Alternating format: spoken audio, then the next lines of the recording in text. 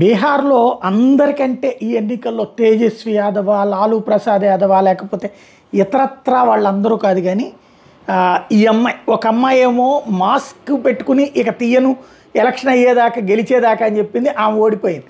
ఈమె శపథం స్పెషాలిటీ ఏంటంటే స్నానం చేయనంది. ఈవిడ మన మంగమ్మ శపథం టైప్‌లో ఈవిడ పేరు ప్రియాంక భారతి.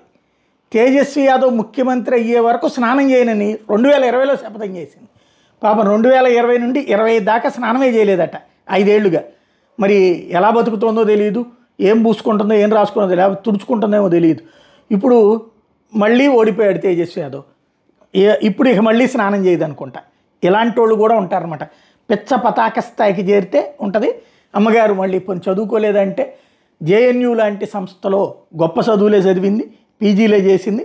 కాకపోతే కుల పిచ్చ వ్యవస్థ పిచ్చలతో తయారై ఇట్లాంటి వాళ్ళతోనే దరిద్రం.